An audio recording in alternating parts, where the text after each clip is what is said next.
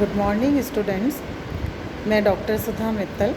अपन ने पिछले वीडियो में संगठन संरचना और उसके आवश्यक तत्व के बारे में अध्ययन किया।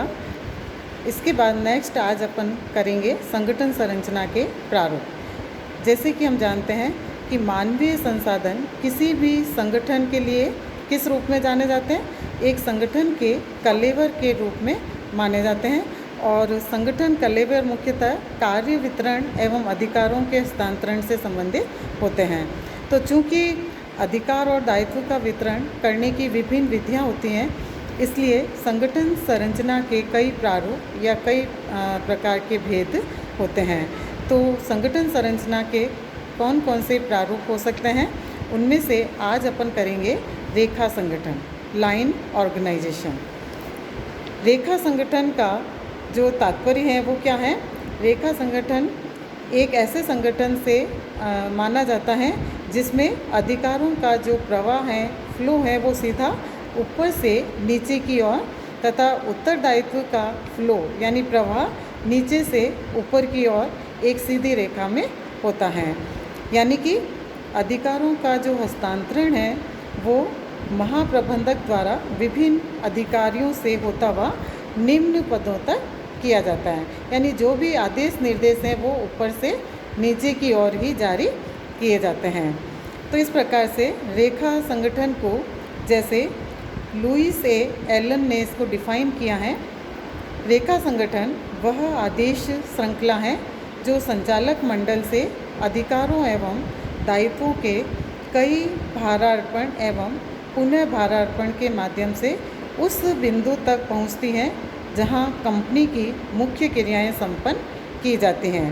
यानी एलन ने जो इसकी परिभाषा दी है रेखा संगठन की, तो उसका तात्पर्य क्या है कि जब कोई भी आदेश निर्देश प्रबंधकों के द्वारा जारी किए जाते हैं, तो ऊपर से जब कोई ऑर्डर होता है यानी मुख्य अधिशासी के द्वारा किसी भी प्रकार का आदेश दिया जाता है, तो उसके आदेश को निम्न स्तर तक पहुंचाया जाना आवश्यक होता है। तो जब तक वो आदेश किसी भी संगठन के प्रत्येक व्यक्ति तक नहीं पहुंच जाता है, तो संगठन के सारे व्यक्ति उस आदेश की पालना नहीं कर सकते हैं। तो इस प्रकार से रेखा संगठन एक आदेश श्रृंखला में संचालक मंडल से लेकर निम्न स्तर तक सभी व्यक्तियों तक उन आदेशों को पहुंचाया जाता है और वे उन सभी क्रियाओं को उन आदेशों के माध्यम से यानी उनके अनुसार पूरा करने का प्रयास करते हैं। तो इस प्रकार से रेखा संगठन का रेखा संगठन एक ऐसी संरचना है, एक इस प्रकार का ढांचा है जिसमें उच्च स्तर से निम्न स्तर तक एक लाइन के रूप में अधिकारियों द्वारा अपने निकटतम अधीनस्थों को आदेश निर्देश का प्रवाह या जारी किए जाते हैं। रेखा संगठन को सैनिक संगठन के नाम से भी जाना जाता है, मिलिट्री ऑर्गेनाइजेशन, क्योंकि इस प्रकार का संगठन सबसे पहले मिलिट्री के अंतर्गत ही ये काम में लिया जाता था, इसका उपयोग किया जाता था। तो रेखा संगठन के भी कई प्रकार हैं, जैसे शुद्ध रेखा संगठन, प्योर लाइन ऑर्गेनाइजेशन। शुद्ध या विशुद्ध रेखा संगठन का तात्पर्य एक ऐसे संगठन से होता है जिसमें एक स्तर पर कार्य करने वाले व्यक्तियों की क्रियाएं समान होती हैं और सुविधाजनक नियंत्रण के लिए क्रियाओं का वर्गीकरण किया जाता है।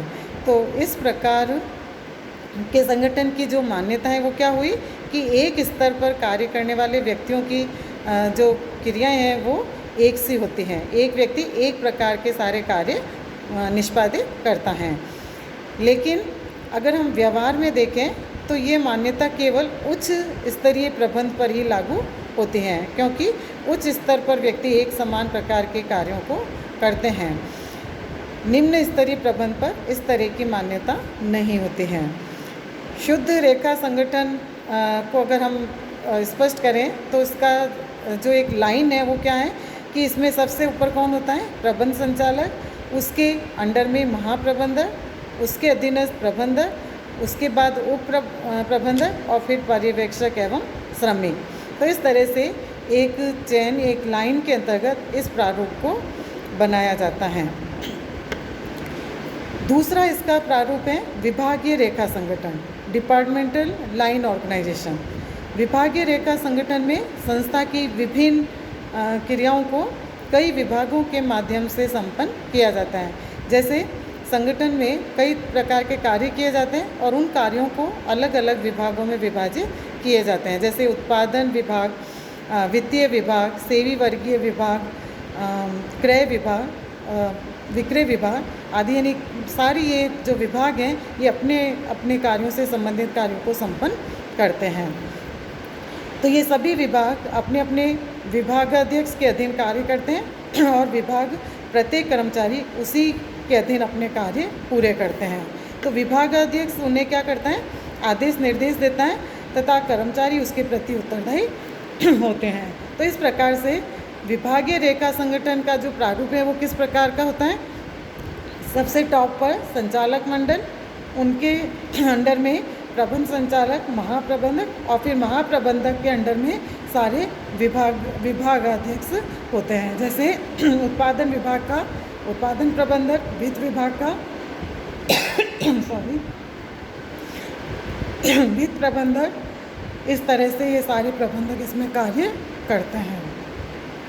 नेक्स्ट अपन करेंगे रेखा एवं कर्मचारी विशेषज्ञ संगठन। नेक्स्ट वीडियो में इसका अध्ययन करेंगे। धन्यवाद।